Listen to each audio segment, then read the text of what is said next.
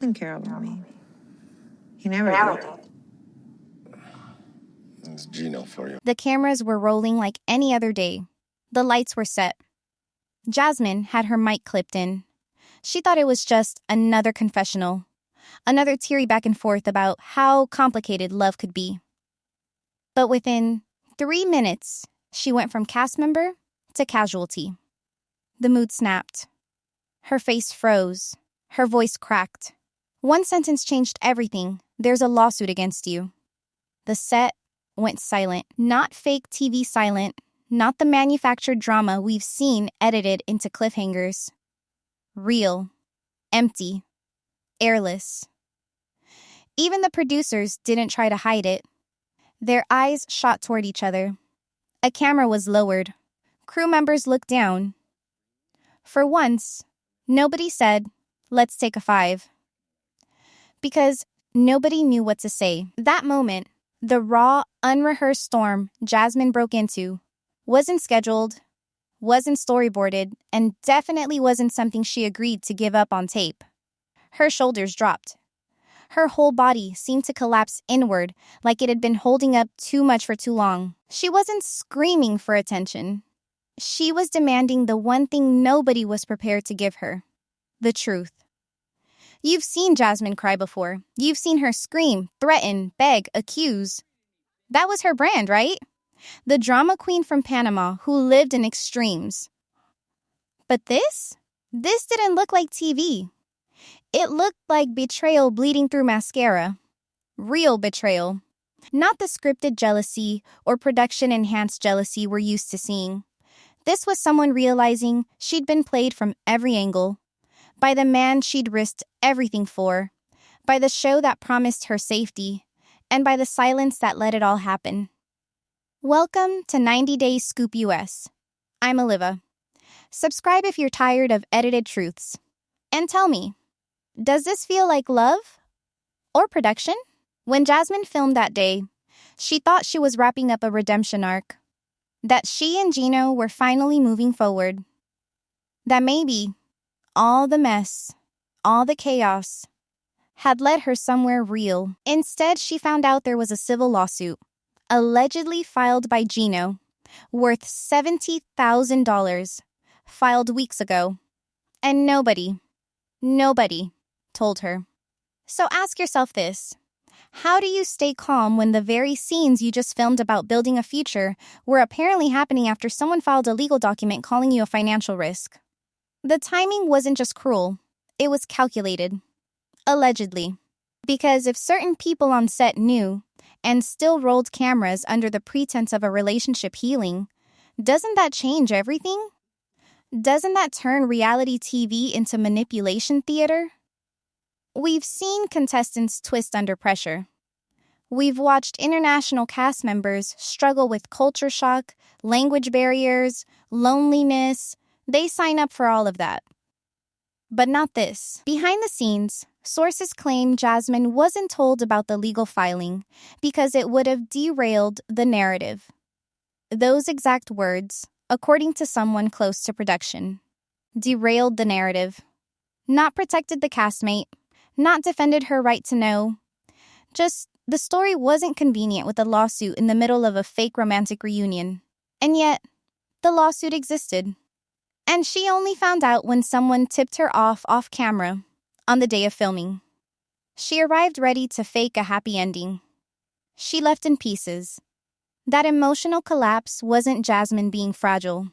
It was Jasmine finally realizing everyone had quietly stepped aside while something was being engineered behind her back. And if the lawsuit was real, and she wasn't told, then she wasn't just betrayed. She was set up. Why didn't anyone warn her? When Jasmine first came on screen, she wasn't introduced as a person. She was introduced as a storyline. Explosive. Jealous. Unfiltered. That's how viewers met her. That's how producers framed her. She wasn't just dating Gino, she was TV gold. But what the audience saw as authentic chaos, insiders now claim was carefully edited combustion. And Jasmine? She was drowning in it. The crying fits, the jealousy spirals, the emotional confrontations, all cut, clipped, and packaged like bite-sized viral meltdowns. But if you look closer, really look, something starts to feel off. Why were certain angles always left in? Why were moments of calm skipped over? Because behind the wild reactions was a woman who thought those cameras were there to capture her love story, not build a character out of her panic. Producers didn't push back when Jasmine broke down. They framed it. They didn't pause when she started spiraling. They pressed record. Allegedly, according to former crew, her emotional instability wasn't seen as a risk. It was seen as an opportunity. Let it play out, they said. Let it peak at the right time. That's an actual quote from someone who said they saw the internal emails. So, when Jasmine gets upset? Great. When she threatens to leave Gino? Even better. But when she's calm, reasonable, grounded? Let's save the footage. It might not fit the arc. And here's where it turns truly cruel. Because Jasmine didn't know that she was being steered. She thought she was being captured. There's a difference. When a producer listens to your nerves, nods at your fears, reassures you everything's part of the process, you trust them. That's not trust between equals. That's trust built on a lie. She wasn't unstable from the jump. She was provoked, micromanaged, allegedly fed selective information about Gino, then sent into scenes loaded with partial context. Withhold a message. Reveal a DM just before the camera rolls. Frame his silence as romantic distance, not strategic avoidance. And suddenly, Jasmine's the problem. This wasn't an accident. It was a mold. Take a woman under extreme emotional pressure, light a fire beneath her already strained self-worth, and let her burn on screen until the audience starts mistaking trauma for personality. Every love scene had a fuse under it. Every fight had a scaffolding you couldn't see. And every time Jasmine's mental health teetered, instead of pulling her back, they allegedly adjusted the mic levels. That's not storytelling. That's emotional extraction. Fans were never supposed to know what was being left out. That parts of Jasmine's immigration stress were filmed, but never aired. That conversations about whether she would have to leave the U.S. were trimmed for tone. The goal wasn't understanding. It was escalation. And Jasmine? She kept coming back, season after season, because she believed they were invested in her growth. They weren't. They were invested in episode delivery dates. On camera, she's the unstable girlfriend. Off camera, she's someone allegedly quietly asking producers if her visa paperwork was okay, if she should be worried about her future. And instead of answers, she got reassurance. And another emotional scene scheduled for the next day. She was cast as a spectacle, but treated as disposable. What were the producers scared Jasmine might do if she found out everything they'd been hiding from her? The $70,000 lawsuit didn't come with a camera flash. It came quietly, silently, like a knife slid under a tablecloth. According to multiple insiders, it wasn't announced on screen, teased in previews, or even whispered on the sidelines. It wasn't content. It was collateral. Filed by Gino, allegedly. A civil suit that named Jasmine as a financial liability attached to damages, disputed agreements, and personal conduct during their relationship on and off screen. And yet, weeks after filing, they were still filming pillow talk scenes. Dreaming about kids. Playing couple for millions of viewers. One of them fully briefed on the legal powder keg beneath that setup, the other left in the dark. She was never told. Not by him. Not by producers. Not even as the scenes they taped could be used against her in court, according to people close to her. No one stopped production. No one rewrote the day's script. Instead, they doubled down. They filmed reconciliation scenes. They booked joint interviews. They mic'd her up for optimism while a legal team allegedly assembled paperwork behind her back. Jasmine, a foreign national trying to navigate a complex visa status, was being asked to relive old wounds on camera, to reveal raw emotions publicly, all while the man across from her was preparing to have her served. How did she not know? Because, allegedly, It wasn't in production's interest to tell her. According to former crew, the lawsuit was considered off-limits conversation on set. Even when a few people started asking questions. Even when tension between Jasmine and Gino clearly escalated off camera. The show didn't step in. The show kept shooting. Every storyline that season was about Jasmine being volatile, or stressful, or dramatic. And meanwhile, a real-world legal action was unfolding that could have changed her legal status, her standing in the country, and her financial future. And they kept filming through it. And here's the thing. This isn't about who's right or wrong in the lawsuit. This is about omission. Trust. Jasmine wouldn't sign up to play Happy Fiancé if she knew there was a giant legal but hanging over every scene.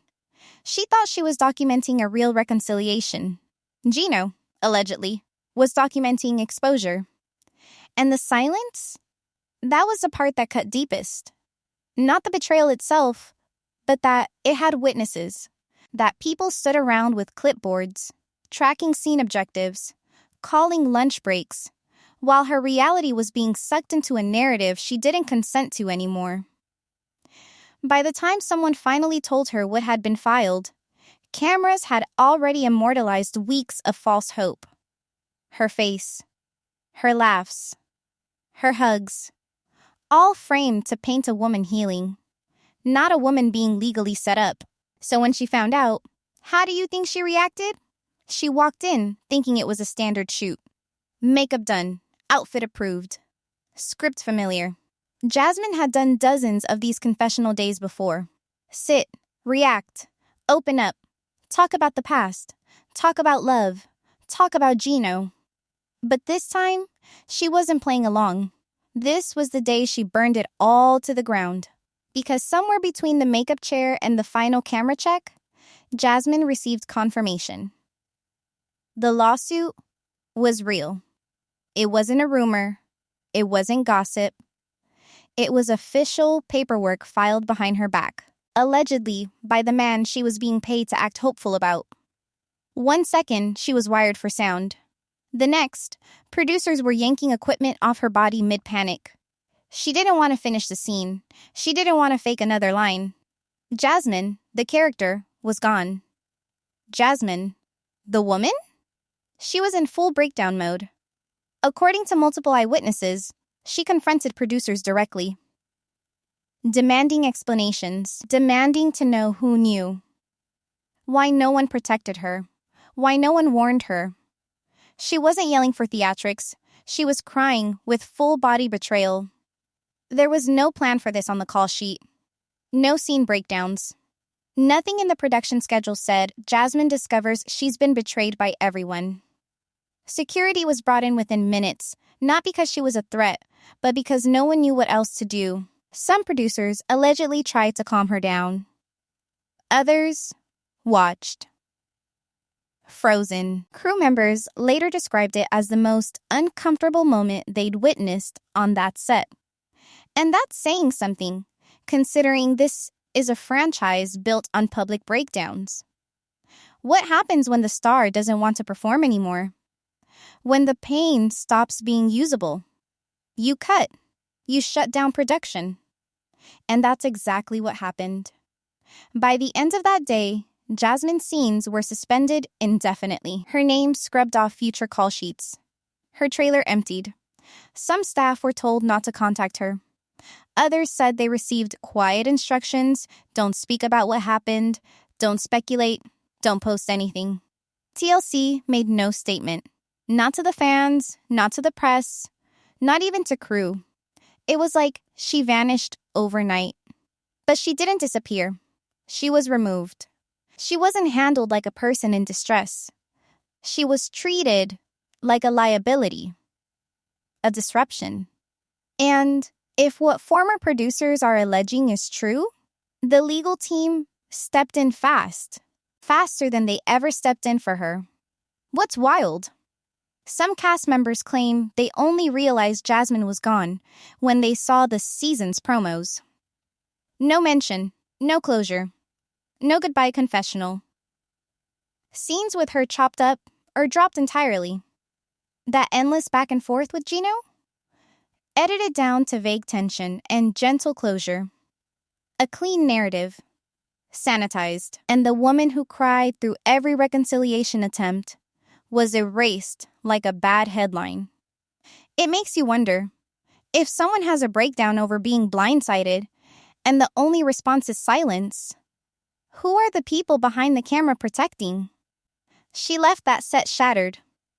But she didn't go home. And she didn't go public. So where did she go? And why did the people who knew the truth say nothing when she most needed someone to say something? After she vanished from the show, most viewers assumed Jasmine went back to Panama on her own. Maybe she needed space. Maybe she and Gino broke up. Maybe she just got tired of the cameras. That's how reality TV edits goodbye, quiet fade-outs, no context, no closure. But the truth behind her disappearance wasn't scripted. It was systemic. And it wasn't optional. Because shortly after the on-set explosion, the civil lawsuit that had been quietly lingering in the background suddenly became something else. It wasn't about money anymore. It was about status. Borders, documents, departure dates. According to sources with knowledge of her case, Jasmine was required to show up for a court appearance related to the $70,000 suit. Standard paperwork. Nothing dramatic.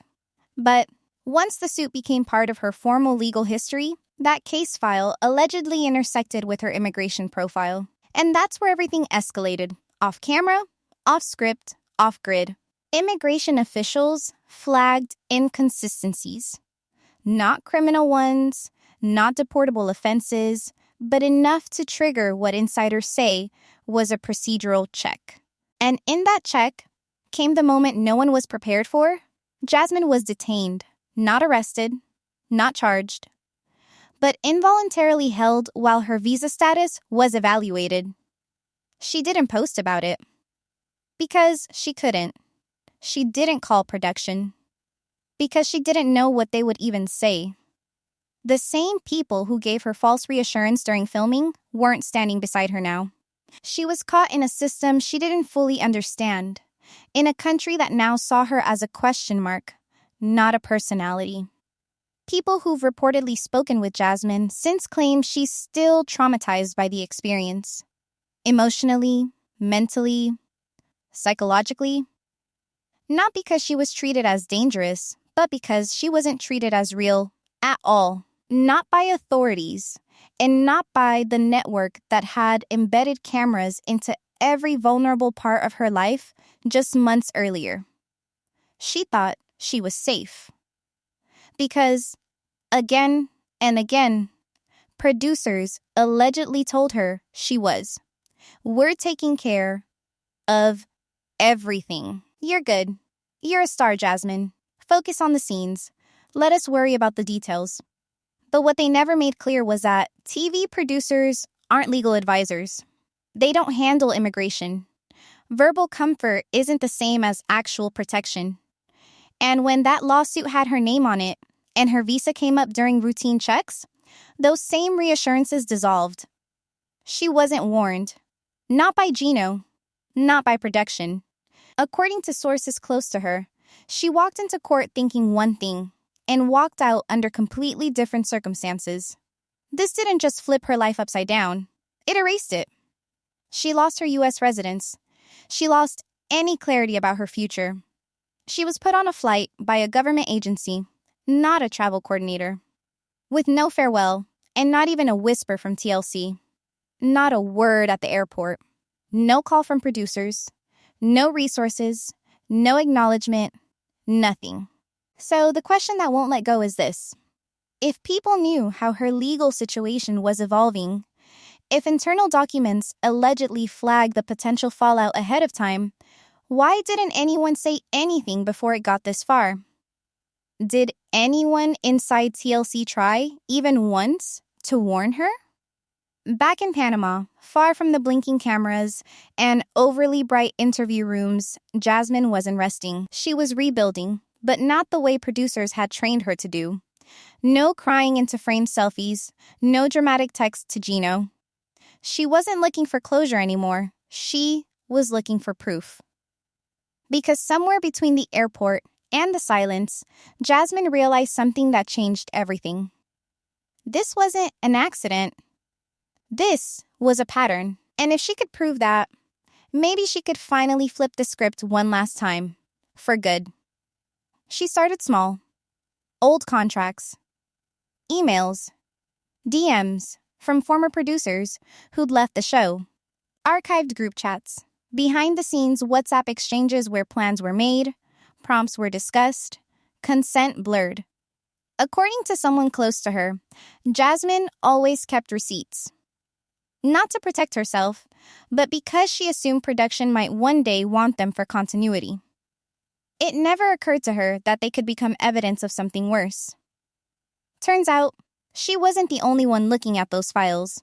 One by one, former staff who'd worked on 90 Day Fiancé started coming forward. Quietly. Cautiously. Some reached out to Jasmine.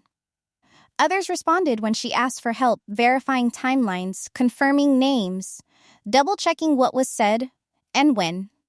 These weren't fired employees with grudges. These were people who had been in the room when certain decisions were made, who had seen notes, email threads, private Slack channels used by producers to manage behind-the-scenes crises. And what they allegedly said backs up everything Jasmine suspected and feared. According to insiders who worked on her last season, crises weren't solved. They were contained. That's the word they used. Not resolved. Contained. Which meant, don't stop filming. Don't escalate to legal.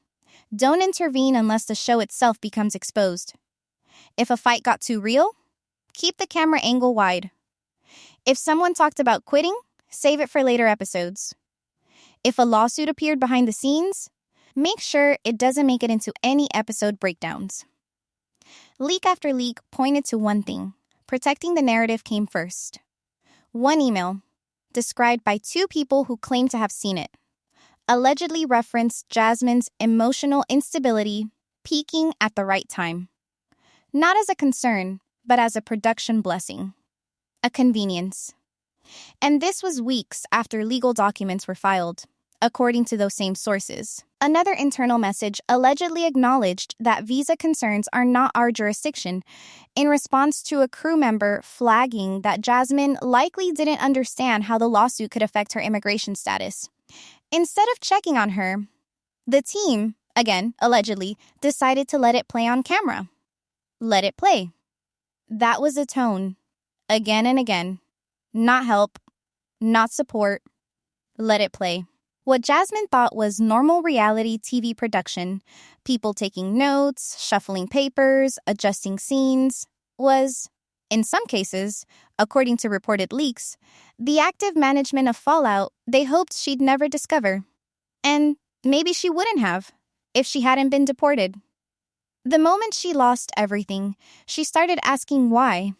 And those questions led directly back to emails, outlines, and production choices that were never supposed to see daylight. What these documents allegedly reveal isn't one bad decision. It's a repeated system of choices that placed optics over obligation. If the narrative needed Gino and Jasmine's storyline to stay intact, then Jasmine's legal vulnerability had to be ignored. Her questions deflected. Her breakdowns filmed. One former crew member who reportedly spoke with journalists off record said it plainly. If the lawsuit had been disclosed to her on time, the season would have been over. That was the quiet fear. Not Jasmine leaving, but Jasmine leaving early, before enough usable content had been locked in.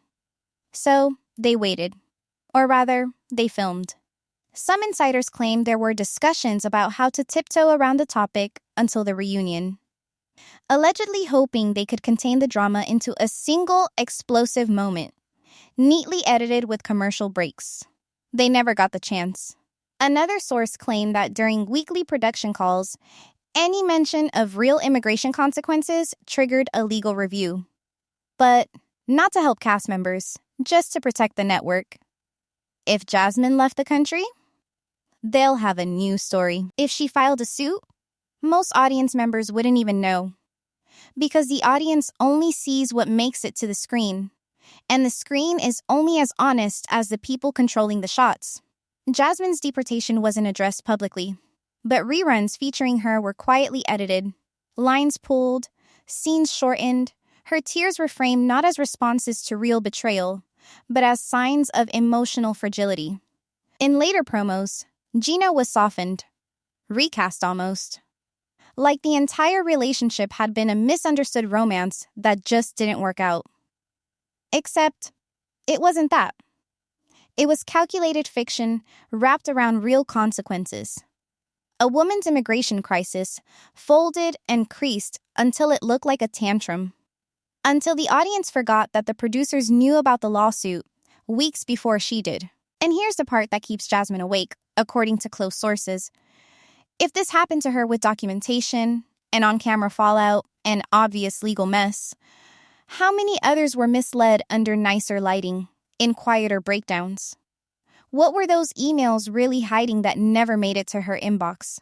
Gino stayed, while Jasmine packed what little she was allowed to bring back to Panama, while she sat in immigrant processing, humiliated and silent.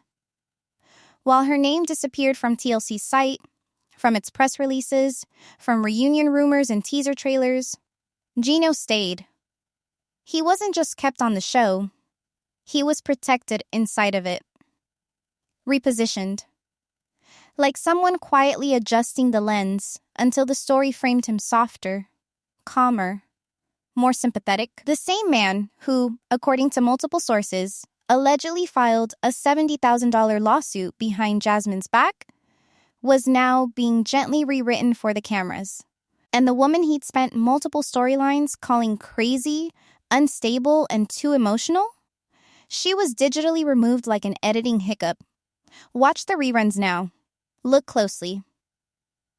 Jasmine's worst moments are clipped down. Her calmer moments are snipped entirely. Her conflicts exaggerated. Her context removed. Gino, meanwhile, gets shots of worry. Long stares. Polite confusion. Gentle, if hapless, retellings of their relationship breakdown. And viewers? Unless they already knew, the new versions wouldn't raise a single red flag. That's not accidental. That's a post-production rewrite, not a fact, but of interpretation. Jasmine vanished not because she wasn't part of the story, but because she threatened to change how that story looked. She didn't go off the rails. She went off script. And once she stopped being manageable, she stopped being visible. Meanwhile, Gino didn't have to justify anything. Not publicly. Not even subtly. He was still marketed. Still included in Where Are They Now content. Still active on TLC's official socials in the background of other couples' updates. Treated like a known franchise face, not the man allegedly at the center of a civil suit that helped get his fiancée deported. Why? 2 words. Narrative control. TV shows hate chaos unless they're the ones who plan it. A quietly litigious American male star who's predictable and willing to show up for filming? That's manageable. A foreign woman who is emotionally complex, publicly outraged, and legally unpredictable? That's editorial risk. Once Jasmine was gone, everything about Gino's image needed stabilization. And the fastest way to do that was to cut contrast. Remove the complication. If the show couldn't make her likable anymore, they'd make her forgettable. As if she'd just burned out, flamed too bright for reality, and vanished in an arc of classic drama. And if people ask too many questions, blame her instability. Move on. Schedule the next tell, all with fresh faces. But when you dig even a little into what really happened, the imbalance becomes hard to ignore. Gino was allowed silence. Jasmine was pushed to meltdown. He knew about the lawsuit. She found out during filming. He remained on screen. She was edited out. He was reportedly offered continued filming opportunities. She was scrambling for legal survival. Sources close to production claimed that once Jasmine was off the call sheets, there was a discussion. What do we do with Gino? Would viewers turn on him if they found out what happened? Spoiler, they didn't plan to tell them. Not unless forced. Internally, some crew were apparently uneasy. Editors allegedly raised concerns about how heavily the show had leaned on Jasmine's instability while knowing about the legal and emotional strain she was under. But the reply came back the same. Not your concern. That's a different department. Stick to the cut list. Gino got continuity. Jasmine got silence. And this double standard didn't happen in a vacuum. According to former cast and insiders, 90 Day Fiancé has a habit, one that becomes obvious when you compare stories.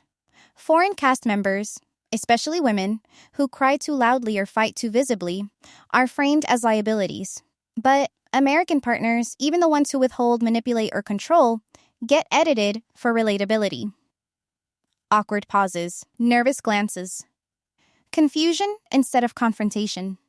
It's a pattern, not every time, but enough that it's becoming a question people are asking. Who gets to be human? And who gets to be a plot device? In Jasmine's case, every painful moment she gave to the camera was turned into something performative. Her love, her fear, her rage, it all became content. When Gino cried, we got sad piano music. When Jasmine cried, we got chaos. Even her alleged anxiety over immigration, it wasn't framed as concern. It was painted as insecurity. And when those worries turned real, when she almost lost everything and needed protection, not a word. Gino thrives in the show's ecosystem because he doesn't disrupt it. He's quiet, often passive, and when drama happens, it doesn't come from the corners he's sitting in. So it's convenient to keep him in rotation. But Jasmine?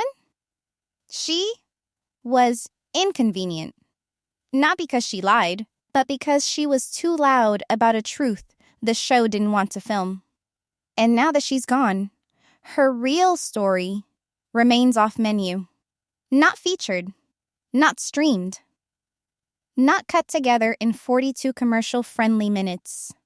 Just whispered in forums, tiptoed around by ex-staff, who know they can't say too much, and slowly pieced together by fans willing to question the edit. So while Gino continues to quietly appear in recaps and reunion promos, Jasmine is left trying to be heard from another country, with none of the platform she was once promised would change her life. She once believed the producers who told her this was a love story worth telling. Now, she's collecting every receipt they hoped she'd forget. But is it too late to change what people think they saw? And is Jasmine done fighting or just getting started? Jasmine may have been forced off the screen, but she's never been quieter. She's only been quiet on their terms. Now, with the cameras gone and the network silent, she finally has space to speak on her terms. Not as a villain, not as a viral meltdown, as someone still standing, still watching, and still collecting truth. Because if they thought deporting her would close the story, they underestimated the one thing they always underestimated with Jasmine: her refusal to stay erased. According to sources close to her, Jasmine's not interested in a flashy comeback. She's interested in accountability.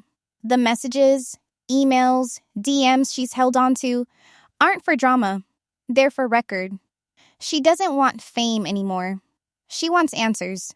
And more than that, she wants the system that took everything from her to finally admit it's broken. People assume that once you leave reality TV, your story ends unless it's on another screen. But for Jasmine, the real fight started once the cameras turned off.